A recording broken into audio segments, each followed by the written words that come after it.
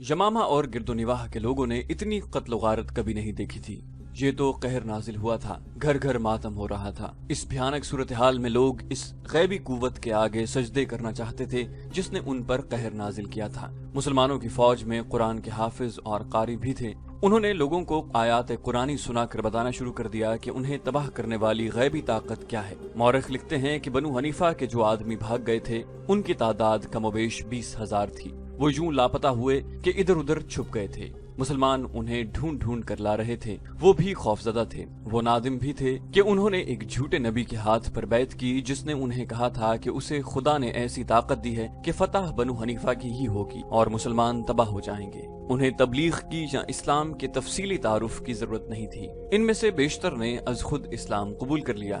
مجاہ بن مرارہ بنو حنیفہ کی سرداری میں مسلمہ کذاب کا جانشین تھا۔ اس نے دیکھا کہ اس کا قبیلہ دھڑا دھڑ اسلام قبول کرتا جا رہا ہے تو اس سے اسے یہ اطمینان ہوا کہ خالد رضی اللہ عنہ کے دل میں اس کے خلاف جو خفگی تھی وہ نکل گئی ہے۔ بنو حنیفہ کے لوگ جوق در جوق خالد رضی اللہ عنہ کے پاس بیعت کے لیے آ رہے تھے۔ خالد رضی اللہ عنہ نے ان میں سے چند ایک سرکردہ افراد کا ایک وفد تیار کیا اور انہیں خلیفۃ المسلمین رضی اللہ عنہ کے ہاتھ پر بیعت کے لیے مدینہ بھیج دیا۔ خالد رضی اللہ عنہ کو یہ جنگ بہت مہنگی پڑی تھی۔ قدیم تحریروں اور دیگر ذرائع سے پتہ چلتا ہے کہ خالد رضی اللہ عنہ کو اتنے بڑے لشکر پر فتح حاصل کرنے کی توقع کم ہی تھی۔ انہوں نے یہ اللہ کے بھروسے اور اپنی جنگی قابلیت کے بلبوتے پر لڑی تھی۔ ان کے اعصاب تھک کر چور ہو چکے تھے۔ اس جنگ کی خونریزی کا اندازہ یہ ہے کہ بنو حنیفہ کے 21,000 آدمی مارے گئے تھے۔ زخمیوں کی تعداد الگ ہے۔ اس کے مقابلے میں شہید ہونے والے مجاہدین کی تعداد 1,200 تھی۔ ان میں 300 شہید قرآن کے حافظ تھے۔ یہاں یہ امر قابل ذکر ہے کہ جب خلیفہ ابو بکر رضی اللہ عنہ کو اطلاع ملی کہ شہیدوں میں 300 حافظ قرآن تھے تو انہوں نے یہ سوچ کر کہ جنگوں میں قرآن کے تمام حافظ شہید ہو سکتے ہیں حکم دیا کہ قرآن ایک جگہ تحریر میں جمع کر لیا جائے۔ چنانچہ پہلی بار قرآن کو اس شکل میں جمع کیا گیا جو آج ہمارے سامنے ہے۔ جنگ یمامہ کے بعد خالد رضی اللہ عنہ کی کیفیت یہ تھی کہ جسمانی اور ذہنی لحاظ سے شل ہو چکے تھے۔ لیلا ان کے تھکے ماندے اعصاب سہلاتی تھی۔ مورخوں نے لکھا ہے کہ کسی بھی جنگ میں مسلمانوں کا اتنا جانی نقصان نہیں ہوا تھا۔ اب ایک ہی بار 1,200 مجاہدین شہید ہو گئے تو باقی مجاہدین پر جیسے غم کے پہاڑ آ پڑے ہوں۔ خالد رضی اللہ عنہ دکھ اور غم کو قبول کرنے والے نہیں تھے۔ اگر وہ مرنے والوں کا ماتم کرنے بیٹھ جاتے یا دل پر غم طاری کر لیتے تو سپہ سالاری نہ کر سکتے۔ انہیں آگے چل کر عراق اور شام فتح کرنا تھا۔ انہیں ارتداد کو کچل کر اسلام کو دور دور تک پھیلانا تھا۔ اس لیے وہ اپنے آپ کو رنج و الم سے آزاد رکھتے تھے۔ لیلا نے خالد رضی اللہ عنہ سے کہا، میں تمہیں اس عظیم فتح پر ایک تحفہ دینا چاہتی ہوں۔ خالد رضی اللہ عنہ نے کہا، کیا اللہ کی خوشنودی کافی نہیں؟ لیلا نے کہا، وہ تو تمہیں مل گئی ہے۔ تم اللہ کی تلوار ہو، میں اس دنیا کی بات کر رہی ہوں۔ تم بہت تھک گئے ہوگے۔ تحفہ کیا ہے؟ خالد رضی اللہ عنہ نے پوچھا۔ مجاہ بن مرارہ کی بیٹی۔ لیلا نے کہا، تم نے اسے نہیں دیکھا؟ میں اس کے گھر گئی تھی۔ وہ بہت خوبصورت لڑکی ہے، یمامہ کا ہیرا ہے۔ وہ تمہیں چاہتی بھی ہے، کہتی ہے کہ خالد عظیم انسان ہے جس نے ہم پر فتح پا کر اعلان کیا ہے کہ کسی عورت کو لونڈی نہیں بنایا جائے گا، حالانکہ اسے یمامہ کی عورتوں نے دھوکہ دیا تھا۔ اس دور میں عربوں کے ہاں سوکن کا تصور نہیں تھا۔ خالد رضی اللہ عنہ نے مجاہ بن مرارہ سے کہا کہ وہ اس کی بیٹی کے ساتھ شادی کرنا چاہتے ہیں۔ مورخوں نے لکھا ہے کہ مجاہ اتنا حیران ہوا جیسے اس نے غلط سنا ہو۔ کیا کہا تو نے ولید کے بیٹے؟ مجاہ نے پوچھا۔ میں تمہاری بیٹی کے ساتھ شادی کرنا چاہتا ہوں۔ خالد رضی اللہ عنہ نے اپنی بات دہرائی۔ کیا خلیفہ ابو بکر ہم دونوں سے خفا نہ ہوں گے؟ مجاہ نے کہا۔ خالد رضی اللہ عنہ اسی بات پر اصرار کرتے رہے کہ وہ مجاہ کی بیٹی کے ساتھ شادی کریں گے۔ آخر انہوں نے اس حسین اور جوان لڑکی کو اپنے عقد میں لے لیا۔ یہ خبر مدینہ پہنچی تو خلیفۃ المسلمین ابو بکر رضی اللہ عنہ نے خالد رضی اللہ عنہ کو خط لکھا، ولید کے بیٹے تمہیں کیا ہو گیا ہے؟ شادیاں کر رہے ہو؟ تمہارے خیمے کے باہر 1,200 مسلمانوں کا خون بہہ گیا ہے، تم نے شہیدوں کا خون بھی خشک نہیں ہونے دیا۔ یہ معاملہ سرزنش کے خط پر ہی ختم ہو گیا۔ خلیفہ ابو بکر رضی اللہ عنہ نے خالد رضی اللہ عنہ کو یہ پیغام بھی بھیجا کہ وہ یمامہ کے علاقے میں رہیں اور اگلے حکم کا انتظار کریں۔ خالد رضی اللہ عنہ مجاہ کی بیٹی اور لیلا کو ساتھ لے کر یمامہ کے قریب وادی وبر میں جا خیمہ زن ہوئے۔ 2 ماہ بعد انہیں اگلا حکم ملا۔ فروری 633 عیسوی کے پہلے ہفتے، ذیقعد 11 ہجری کے آخری ہفتے کے ایک دن خلیفہ ابو بکر رضی اللہ عنہ سے ملنے ایک شخص آیا جس نے اپنا نام مسنا بن حارث شیبانی بتایا۔ خلیفہ کے لیے اور اہل مدینہ کے لیے وہ ایک غیر اہم بلکہ گمنام آدمی تھا۔ اگر ایسا شخص کسی بادشاہ کے دربار میں में जाता तो उसे वहां से निकाल दिया जाता। लेकिन अबू बकर रजी अल्लाह अन्हु किसी अक़लीम के बादशाह नहीं थे, बल्कि शहनशाह दो जहां के खलीफा थे, जिनके दरवाजे हर किसी के लिए खुले रहते थे। ये शख्स जब खलीफा अबू बकर रजी अल्लाह अन्हु के पास आया, उस वक्त उसके चेहरे पर थकन और शब बेदारी की गहरी परछाइयां थी, कपड़ों पर गर्द थी और वो कुदरती रवानी से बोल भी नहीं सकता था। क्या कोई मुझे ये बता सकता है कि ये अजनबी मेहमान कौन है? अमीरुल मोमिनीन अबू बकर रजी अल्लाह अन्हु ने पूछा। ये शख्स जिसने अपना नाम मुस्ना बिन हारिसा बताया है, ये मामूली आदमी नहीं, कैस बिन आसिम उल मुनकरी ने जवाब दिया। अमीरुल मोमिनीन, उसके यहाँ आने में कोई फरेब नहीं। शोहरत और इज्जत जो उसने पाई है वो अल्लाह हर किसी को अता करे। हरमज जो इराक में फारस का सालार है और जिसकी फौज की धाक बैठी हुई है, मुस्ना बिन हारिसा का नाम सुनकर सोच में पड़ जाता है। अमीरुल मोमिनीन किसी और ने कहा, आपका अजनबी मेहमान बहरीन के कबीला बकर बिन वाइल का मुअज़्ज़ज़ फर्द है। ये इस्लाम कबूल करने वाले उन लोगों में से है जिन्होंने कुफ्र और इर्तिदाद की आंधियों में इस्लाम की शमा रोशन रखी है, और इसने हमारे सालार अला बिन हजरमी के साथ मिलकर इराक की सरहद के इलाकों में मुर्तदीन के खिलाफ लड़ाइयाँ लड़ी हैं। अमीरुल मोमिनीन रजी अल्लाह अन्हु का चेहरा चमक उठा। अब उन्होंने मुस्ना बिन हारिसा को बदली हुई निगाहों से देखा।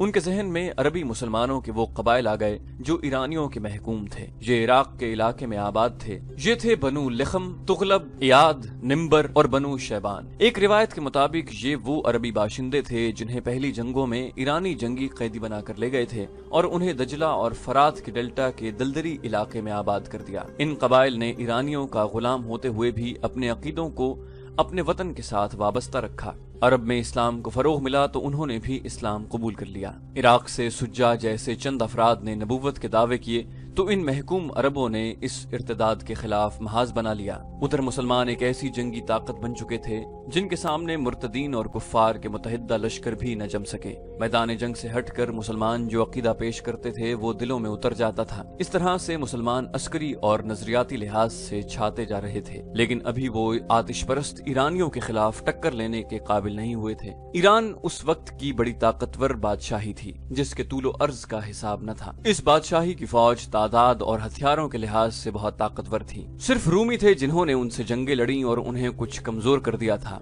इसके बावजूद खलीफा अबू बकर रजी अल्लाह अन्हु ईरान की बादशाही में रसूलुल्लाह सल्लल्लाहु अलैहि वसल्लम का पैगाम पहुंचाने का तहिया किए हुए थे। ईरानी न सिर्फ ये कि इस्लाम को कबूल करने पर तैयार न थे, बल्कि वो इस्लाम का मजाक उड़ाते थे।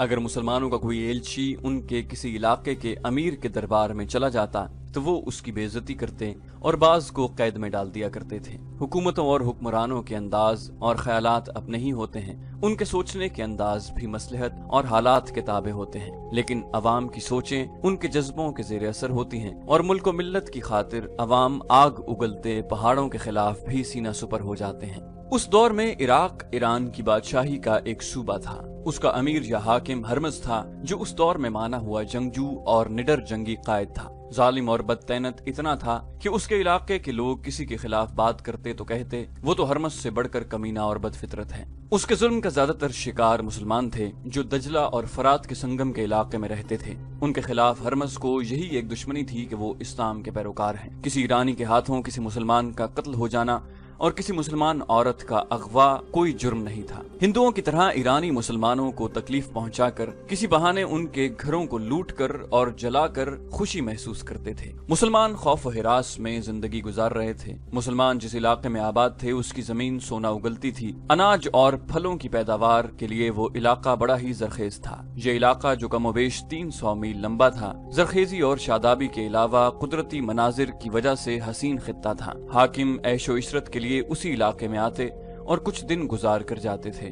उस जरखेज और शादाब इलाके में मुसलमानों को आबाद करने का ये मकसद नहीं था कि वो खेती बाड़ी करें और खुशहाल रहें, बल्कि उन्हें यहाँ मज़ारों की हैसियत से रखा गया था। वो जमीन का सीना चीर कर शबाना रोज मेहनत और मुशक्कत से अनाज और फल उगाते, मगर इसमें उन्हें इतना ही हिस्सा मिलता जो उन्हें महज जिंदा रखने के लिए काफी होता। जमीन की उगली हुई तमाम दौलत हाकिमों के घरों में और ईरानी फौज के पास चली जाती। मुसलमान मज़ारों के लिए गुर्बत और ईरानियों की नफरत रह जाती थी। मुसलमान अपनी जवान बेटियों को घरों में छुपा कर रखते थे। किसी ईरानी फौजी को कोई मुसलमान लड़की अच्छी लगती तो वो किसी न किसी बहाने या उसके घर वालों पर कोई इल्जाम आयद करके उसे अपने साथ ले जाता। ईरानी फौजी किसी बहाने के बगैर भी मुसलमान लड़कियों को अपने साथ जबरदस्ती ले जा सकते थे, लेकिन गुलामी और मजलूमियत के बावजूद मुसलमानों में गैरत का जज्बा मौजूद था। पहले पहल जबरदस्ती अगवा की वारदातें हुई तो मुसलमानों ने 2-3 फौजियों को कत्ल कर दिया। मुसलमानों को इसकी सजा तो बड़ी जालिमाना मिली थी और उन्हें अपनी लड़कियों को बचाने की कीमत भी देनी पड़ी थी, लेकिन जबरदस्ती अगवा का सिलसिला रुक गया था। आतिश परस्त ईरानी अपने फौजियों को सांडों की तरह पालते थे।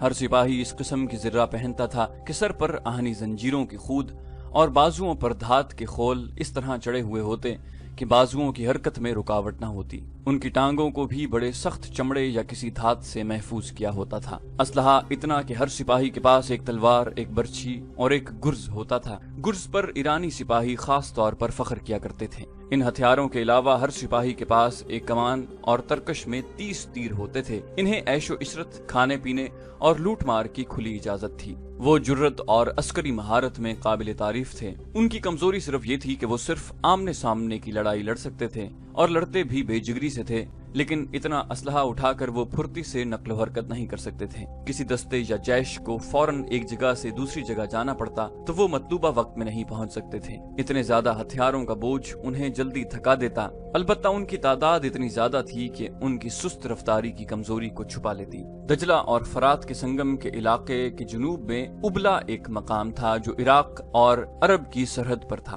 उस जमाने में उबला एक शहर था। उसके इर्द गिर्द इलाका शादाब और सरसब्ज था। वहाँ बड़े खूबसूरत जंगल और हरी भरी पहाड़ियाँ थीं। ये तारीखी अहमियत का इलाका था। आज भी वहाँ खंडरात बिखरे हुए हैं जो बज़बान खामोशी तारीखी कहानियां सुनाते हैं। हर कहानी इबरतनाक है। इस खित्ते में उन कौमों की तबाही और बर्बादी के आसार भी मौजूद हैं जिन्होंने ऐशो इशरत को जिंदगी का मकसद बना डाला और रियाया को वो इंसानियत का दर्जा नहीं देते थे। खुदा ने उन्हें राह मुस्तकीम दिखाने के लिए पैगंबर भेजे और इन लोगों ने पैगंबरों का मजाक उड़ाया और कहा कि तुम तो हम में से हो और दुनिया में तुम्हारी हैसियत और तुम्हारा रुतबा भी कोई नहीं, फिर तुम खुदा के भेजे हुए पैगंबर किस तरह हो सकते हो। आखिर खुदा ने उन्हें ऐसा तबाह बर्बाद किया कि उनके महल्लात और उनकी बस्तियों को खंडर बना दिया। अल्लाह ताला ने उनका तफसीली जिक्र कुरान में किया है और फरमाया, क्या तुमने जमीन पर घूम फिर कर नहीं देखा कि जो अपनी बादशाही पर इतराते और खुदा की सरकशी करते थे और जो ऊंचे ऊंचे पहाड़ों पर अपनी यादगारें बनाते थे कि उनके नाम हमेशा जिंदा रहें, वो अब कहाँ है। अब जमीन के नीचे से उनके महल्लात और उनकी यादगारों के खंडरात निकल रहे हैं। उनके बाद भी पुरशिकोह शहंशाह आए और एक के बाद एक अपने खंडरात छोड़ता गया। बाबुल के खंडर भी आज तक मौजूद हैं। इस खित्ते में अशूरी आए, सासानी आए और अब जब मदीना में हजरत अबू बकर सिद्दीक रज़ी अल्लाह अन्हु अमीरुल मोमिनीन थे, दजला और फरात के उस हसीन और इबरत अंगेज खित्ते में ईरानियों का तूती बोल रहा था और ये आतिश परस्त कौम पहली कौमों की तरह यही समझती रही कि इससे तो जवाल आ ही नहीं सकता। वो महकूमों के खुदा बने हुए थे। बिन्ते सऊद, एक नौजवान मुसलमान लड़की अपनी सहेली से पूछ रही थी, खुद्दाम नहीं आया। जोहरा बिन्ते सऊद की आंखों में आंसू आ गए और उसने आह भर कर मुंह फेर लिया। तुम कहती थी कि वो तुम्हें धोखा नहीं देगा। सहेली ने जोहरा से कहा, खुदा न करे वो उस बदबख्त ईरानी के हाथ चढ़ गया हो, खुदा न करे। जोहरा बिन्ते सऊद ने कहा, वो आएगा, 4 दिन गुजर गए हैं, मैं उस ईरानी के साथ नहीं जाऊंगी। मौत कबूल कर लूंगी, उसे कबूल नहीं करूंगी। खुदा मुझे धोखा नहीं देगा। जोहरा, सहेली ने उसे कहा, क्या यह बेहतर नहीं होगा कि तुम उस ईरानी कमांडर को कबूल कर लो? तुम्हारे खानदान के लिए भी यही बेहतर होगा। सारी उम्र ऐश तो करोगी ना। मैंने जिस खुदा को देख लिया है उसी की इबादत करूंगी। जोहरा ने कहा, आग खुदा ने पैदा की है, आग खुदा नहीं हो सकती। मैं खुदा की मौजूदगी में किसी और की परस्तिश क्यों करूं? सोच लो जहरा। सहेली ने कहा, तुम उसे कबूल नहीं करोगी तो वो जबरदस्ती तुम्हें अपने साथ ले जाएगा। उसे कौन रोक सकता है? वो शाही फौज का कमांडर है। वो तुम्हारे खानदान के बच्चे बच्चे को कैद खाने में बंद करा सकता है। हूँ तो मैं भी मुसलमान की बेटी, मैं अल्लाह की इबादत करती हूँ और अल्लाह की ही कसम खाती हूँ, लेकिन अल्लाह ने हमारी मदद की है। क्या तुम्हें यकीन है कि अल्लाह तुम्हारी मदद करेगा? जोहरा ने कहा, अगर अल्लाह ने मेरी मदद न की तो मैं अपनी जान ले लूंगी और अल्लाह से कहूंगी कि ये ले। अगर मेरे वजूद में जान तूने डाली थी तो वापस ले ले। और उसके आंसू बहने लगे। जोहरा अपने जैसे एक खूबसूरत जवान खुद्दाम बिन असद को चाहती थी और खुद्दाम उस पर जानिसार करता था। उनकी शादी हो सकती थी, लेकिन शिमर ईरानी फौज का एक कमांडर था जिसकी नजर जोहरा बिन्ते सऊद पर पड़ गई थी। उसने उस लड़की के बाप से कहा था कि वो उसकी बेटी को बड़ी आसानी से घर से ले जा सकता है, लेकिन ऐसा नहीं करेगा। मैं तुम्हारी बेटी को माले गनीमत समझकर नहीं ले जाऊंगा, शिमर ने कहा था। उसे 2 घोड़ों वाली उस बग्घी पर लेकर जाऊंगा जिस पर दूल्हे अपनी दुल्हनों को ले जाया करते हैं। तुम लोगों को फख्र से बताया करोगे कि तुम्हारी बेटी एक ईरानी कमांडर की बीवी है। ज़ोहरा के बाप ने कहा था, लेकिन ईरानी कमांडर, तुम्हारा एहतराम हम पर लाजिम है। अगर लड़की तुम्हारी दुल्हन बनना चाहेगी तो हम उसे नहीं रोकेंगे। तुम गलीज अरबी। ईरानी कमांडर ने उसे नफरत से, जिससे वो हर मुसलमान से बात किया करता था, कहा, तू बेटियों को जिंदा दफन कर देने वाली कौमों में से है और कहता है कि अपनी शादी का फैसला तेरी बेटी खुद करेगी। जरतुश्त की कसम, अगर तेरी बेटी ने अपना हाथ मेरे हाथ में न दिया तो तुझे और तेरी बेटी को इन कोठरियों में बंद कर दूंगा जिनमें कोढ़ी बंद है। बहुत थोड़ी मोहलत दूंगा बूढ़े। उसके साथ उसके 3 घुड़सवार सिपाही थे। उन्होंने बड़ी जोरदार कहका लगाया, मदीना बहुत दूर है बदबख्त बूढ़े। एक सिपाही ने उसे धक्का देकर कहा, तेरा अमीरुल मोमिनीन तेरी मदद को नहीं आएगा। ज़ोहरा के बाप को और उसके भाइयों को मालूम था कि वो ईरान के एक सिपाही की भी हुक्म उदूली नहीं कर सकते। ये तो कमांडर था। उन्हें ये भी मालूम था कि शिमर उनकी बेटी को उठवा भी सकता है और वो कुछ नहीं कर सकते। लेकिन इस खित्ते के मुसलमानों के दिलों में आग के पुजारियों की जो नफरत थी वो उन्हें मजबूर कर रही थी कि वो उनके गुलाम होते हुए भी उनकी गुलामी कबूल नहीं करेंगे, और इसका अंजाम कितना ही भयानक क्यों न हो उसे बर्दाश्त करें। उन्हें अपने अल्लाह पर भरोसा था। ज़ोहरा और खुद्दाम को मिलने से कोई नहीं रोक सकता था। वो फलों के बागात में काम करते थे। जिस रोज शिमर ज़ोहरा के घर आया था उसके अगले रोज ज़ोहरा खुद्दाम से मिली और खौफजदा लहजे में खुद्दाम को बताया कि ईरानी कमांडर क्या धमकी दे गया है, हम यहाँ से भाग न चलें। ज़ोहरा ने कहा। खुद्दाम ने जवाब दिया, नहीं, अगर हम भाग गए तो ये बदबख्त तुम्हारे और मेरे खानदान के बच्चे बच्चे को कत्ल कर देंगे। ज़ोहरा ने पूछा, फिर क्या होगा? जो खुदा को मंजूर होगा, खुद्दाम ने कहा। ज़ोहरा ने झुंझलाते हुए कहा, लेकिन ये कैसे होगा?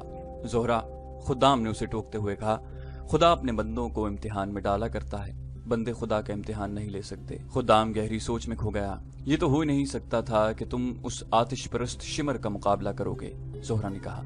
खुद्दाम गहरी सोच में खोया रहा। सोचते क्या हो? ज़ोहरा ने कहा, तुम उस शख्स को कत्ल तो नहीं कर सकते, हमारे सामने एक ही रास्ता है। खुद्दाम ने कहा कि अल्लाह ताला निजात का रास्ता भी दिखा देगा, तुम्हें एक और रास्ता मैं भी दिखा सकती हूँ। ज़ोहरा ने कहा, मुझे अपनी तलवार से कत्ल कर दो और तुम जिंदा रहो, थोड़ी सी कुर्बानी दो। खुद्दाम ने कहा, मैं इस नफरत का अंदाजा कर सकता हूँ जो शिमर के खिलाफ तुम्हारे दिल में भरी हुई है, लेकिन उस पर यह जाहिर करो कि तुम उसे पसंद करती हो, उसे धोखे में रखो।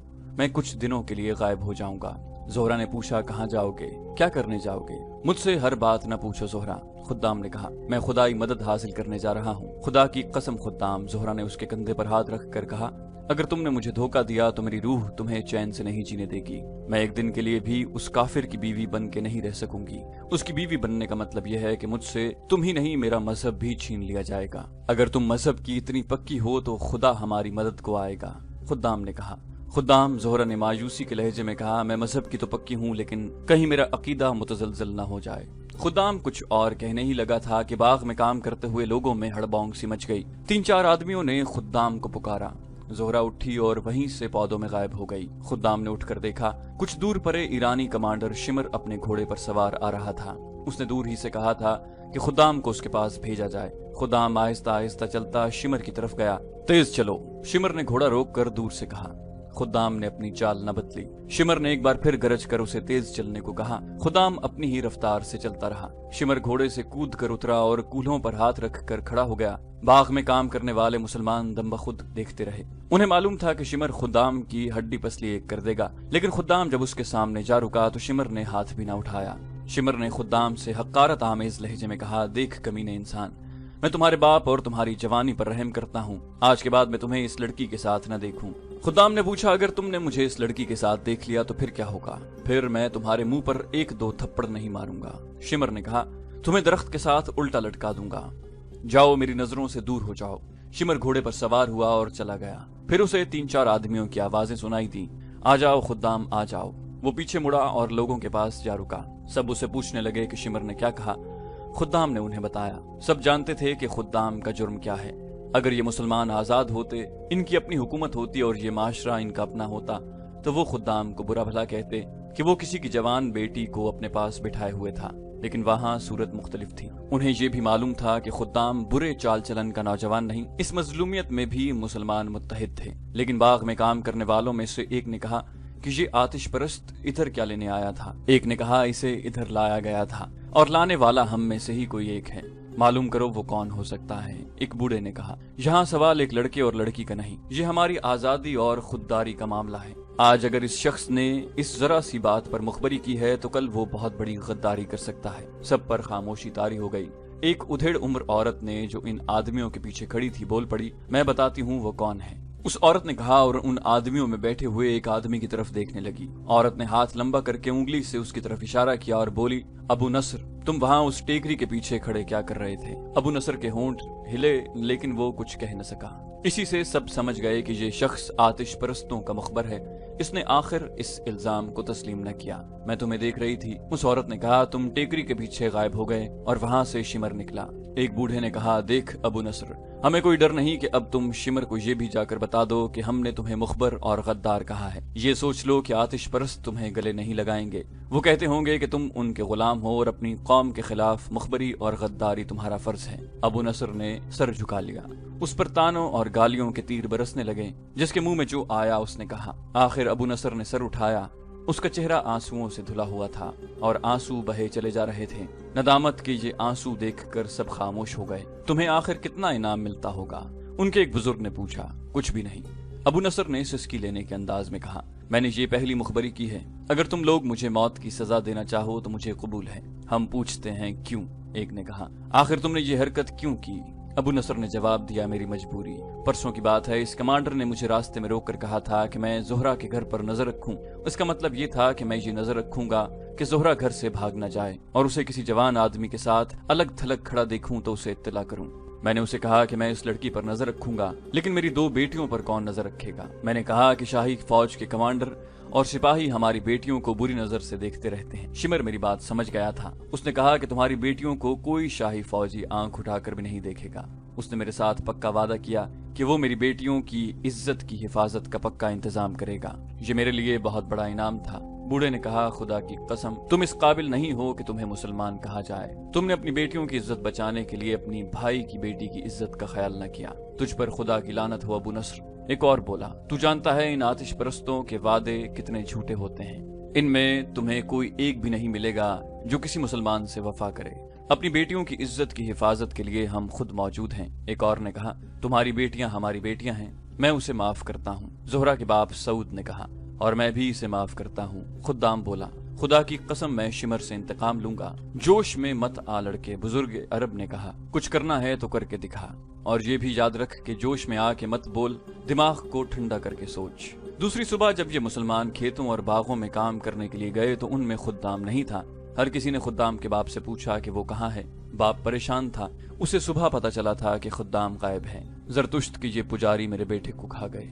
खुद्दाम के बाप ने रोते हुए कहा, उसे उन्होंने किसी तरह धोखे से बाहर बुलाया होगा और कत्ल करके लाश दरिया में बहा दी होगी। सबका यही ख्याल था। सिर्फ जोहरा थी जिसे उम्मीद थी कि खुद्दाम खुद कहीं चला गया होगा। उसने जोहरा को बताया था कि वो कुछ दिनों के लिए गायब हो जाएगा। जोहरा ने ये बात किसी को न बताई, बल्कि उसने भी यही कहा कि खुद्दाम को ईरानियों ने ही गायब किया है। जोहरा ने अपनी सहेलियों से कहा कि वो 2-3 रोज ही खुद्दाम का इंतजार करेगी। वो न आया तो दरिया में डूब मरेगी।